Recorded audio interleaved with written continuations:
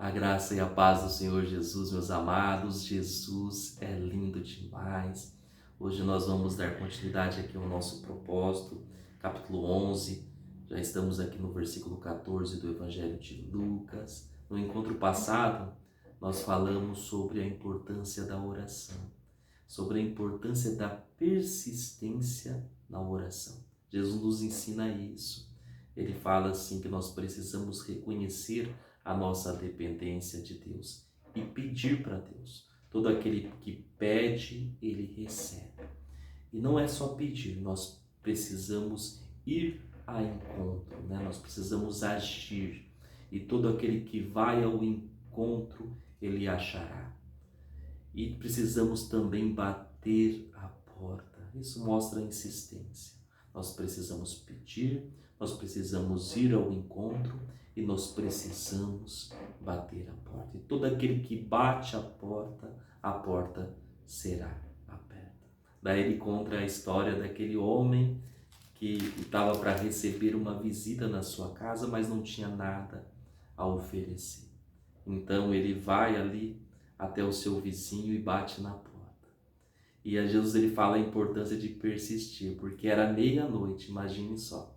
Aquele vizinho, se fosse nós iríamos fingir que não ia ter ninguém em casa, ou fingir que estava dormindo, ou, né? Mas aquele homem faz a mesma coisa, mas ele persiste, até aquele homem abrir a porta, né? E dar aquilo que ele precisava.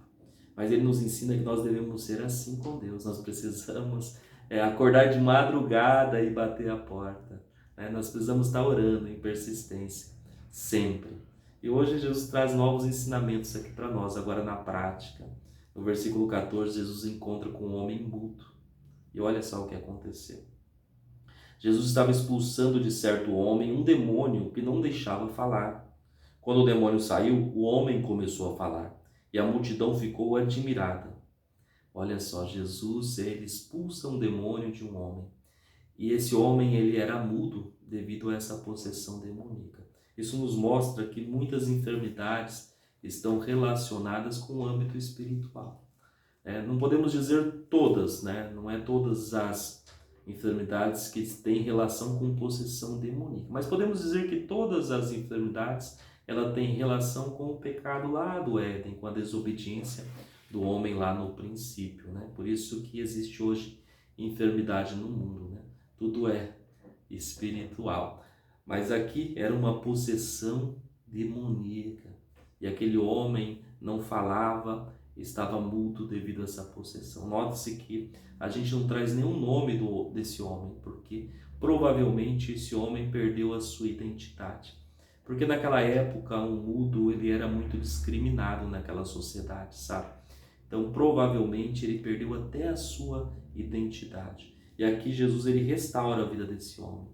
Quando ele expulsa o demônio, esse homem volta a falar e ele volta a ter vida social, ele volta a se relacionar com as pessoas. Mas olha aqui, mesmo diante do milagre, o que acontece? A palavra fala que muitos ficaram admirados. Mas olha o que fala no versículo 14.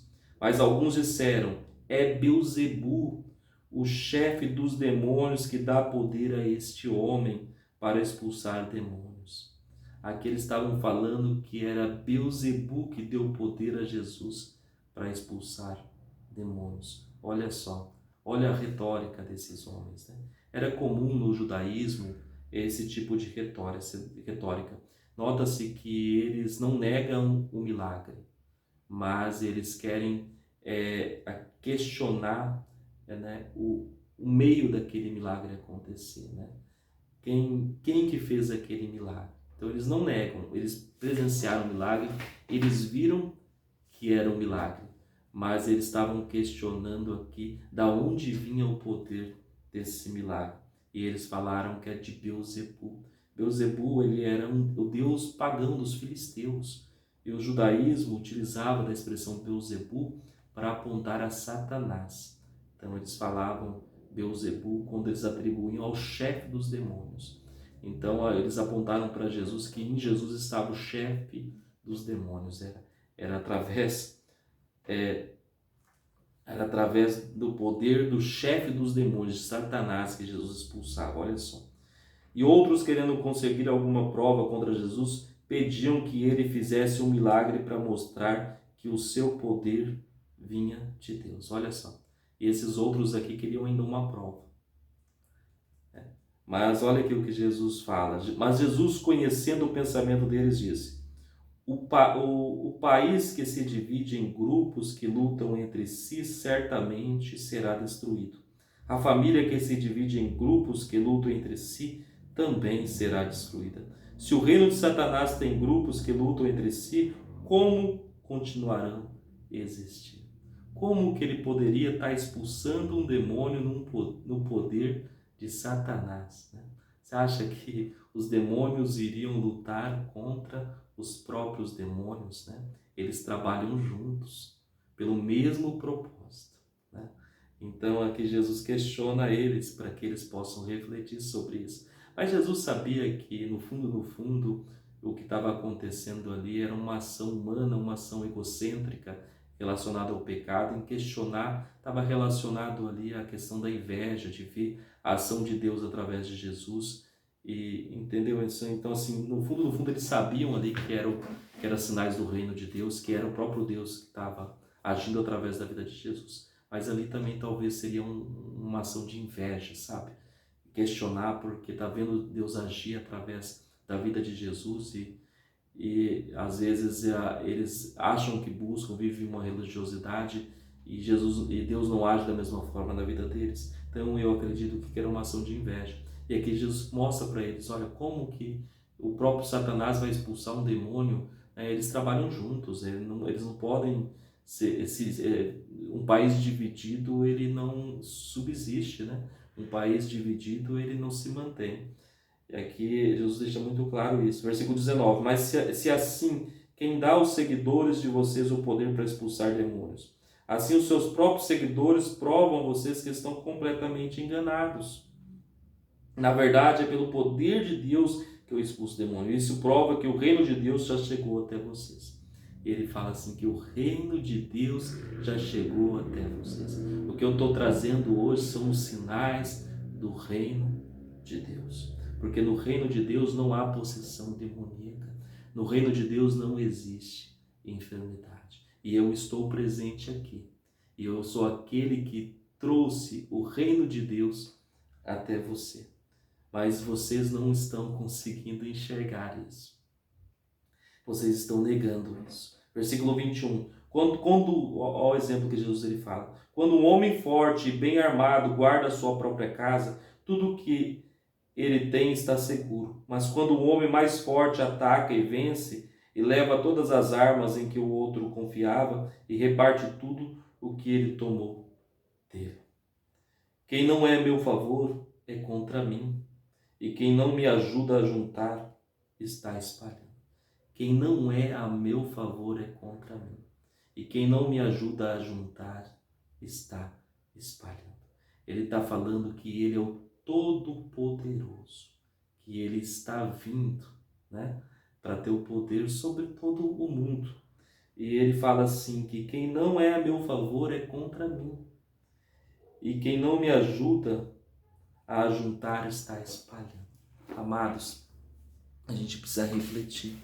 Muitas vezes a gente não quer enxergar o que Deus ele tem feito na vida de algumas pessoas, né? E ao invés de a gente trabalhar junto em unidade, a gente promove divisão. Nós precisamos, a palavra de Deus fala que o homem espiritual, ele discerne as coisas do Espírito. O homem espiritual, ele não tem tempo para contenda, sabe? Nós precisamos, como homens espirituais, discernir o que é de Espírito e caminhar no Espírito, sabe?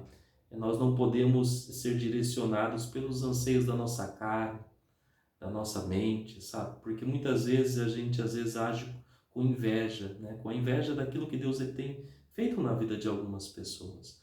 Nós precisamos olhar com um olhar de amor e entender que nós estamos caminhando junto no mesmo propósito. E o nosso propósito não é espalhar, o nosso propósito é ajuntar. Porque Jesus ele diz assim: quem não está a meu favor está contra mim. E nós precisamos caminhar a favor de Jesus. Nós precisamos, meus amados, nos concentrar no alvo, porque a grande estratégia de Satanás para tirar a gente do alvo é promover discórdia, é promover divisão. Nós precisamos focar em Jesus. Jesus é o nosso alvo, Jesus é o nosso caminho.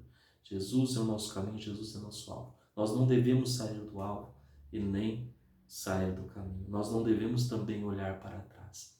Então, meus amados, vamos focar no alvo, vamos focar em Jesus. Porque se a gente focar em Jesus, nós não vamos ter, a gente não vai ter olhos para as coisas que nos desviam do caminho. Amém, meus irmãos? Gostaria que você refletisse sobre essa palavra e nos encontramos amanhã no nosso encontro de discipulado, no nosso encontro presencial. Deus abençoe.